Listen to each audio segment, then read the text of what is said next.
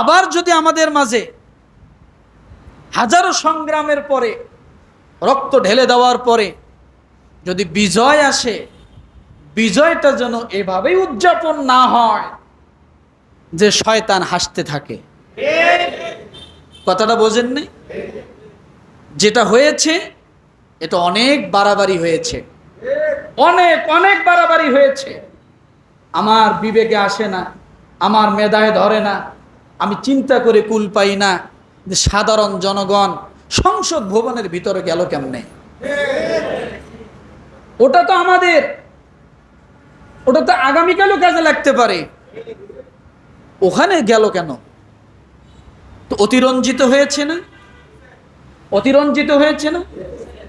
হত্যা, লুট, পোড়াও জ্বালাও, এগুলা কোনোদিন ইসলাম সমর্থন করে না। কারণ মানুষের মর্যাদা যেমন আল্লাহ দিয়েছেন, মানুষকে সবচেয়ে নিকৃষ্ট আল্লাহই বলেছেন। কে বলেছেন? ওয়ালাকাদ যারানা লিজাহান্নামা কাসীরাম মিনাল জিন্নি ওয়াল ইনস লাহুম কুলুবুন লা ইয়াফকাহুনা বিহা ওয়া লাহুম আ'য়ুনুন লা ইউবসিরুনা বিহা ওয়া লাহুম আযানুন লা ইয়াসমাউনা বিহা উলাইকা কাল আনআমি বাল হুম আদাল ওয়া উলাইকা হুমুল গাফিলুন। মানুষকে আল্লাহ যেমন মর্যাদা দিয়েছেন, ওই রকম আল্লাহ মানুষকে বলেছেন এরা চার পায়া জানোয়ারের থেকেও নিকৃষ্ট। তাহলে কাবার থেকে উত্তম মানুষ, তাই না? কাবার মর্যাদার থেকে মানুষের মর্যাদা বেশি। আবার সেই মানুষকে আবার আল্লাহ তাআলা বলছেন এরা চার পায়া নিকৃষ্ট জানোয়ারের থেকেও অধম। কেন? তাহলে বোঝা গেল আমাদের ভিতরে রূপ আছে দুইটা। আমরাই দামি হতে পারি, আবার আমরাই কি হতে পারি? নিকৃষ্ট হতে পারি। সেটা প্রকাশ হবে কিভাবে? আমাদের কাজ এবং কর্মে। আমরা যদি মানুষের মানুষত্ব কাজ করি তাহলে আমরা মানুষ, আর যদি মানুষ হইয়া অমানুষের কাজ করি তাহলে অমানুষও থাকি না, খারাপ পশুতে পরিণত হয়ে যায়। হাজারো বাড়ি জ্বালাইয়া দিলেন, লুট করলেন, কি লাভ হয়েছে?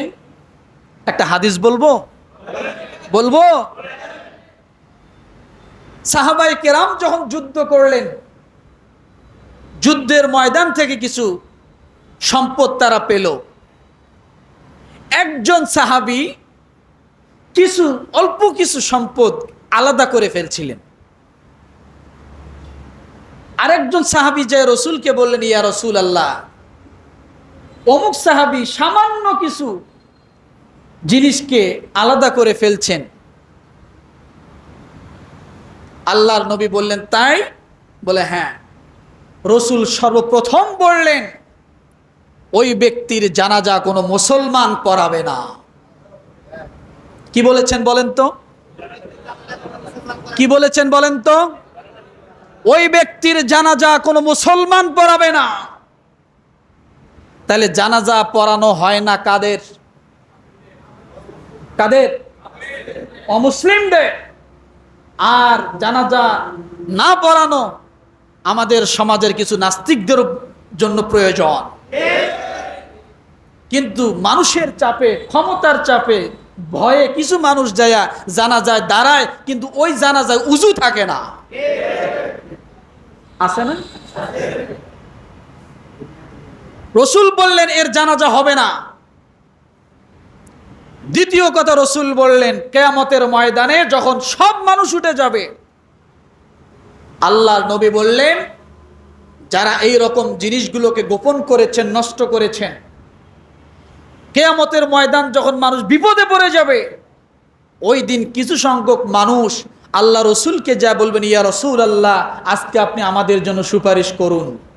রাসূল সেদিন কিয়ামতের ময়দানে বলবে, তুমি না ওই সমস্ত জিনিসগুলো জবরদখল করে নিয়ে, জোর জুলুম করে নিয়ে আত্মসাৎ করেছিলে? বলে হ্যাঁ, তোমার জন্য আমি রাসূল কোনো সুপারিশই করতে পারবো না।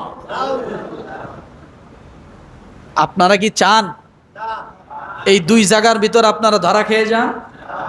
কথা বলেন। যদি না চান, সর্বপ্রথম তওবা করবেন। যদি এমন কিছু করে থাকেন, এমন কিছু যদি আপনার ঘরে থাকে, যদি আপনি মানুষ হন, তাহলে জায়গাটা জায়গায় ফিরে দিয়ে আসবেন। এটাই মানবতার দাবি, এটাই বলে আপনি মানুষ। তখন হবেন আপনি মানুষ। আর যদি আপনি না দেন, তাহলে আপনার ভিতরে মানুষত্ব নাই। শগুন যেভাবে মরা গরু পাইলে খাবলা খাবলি করে খায়, আপনি শগুনের থেকে নিকৃষ্ট।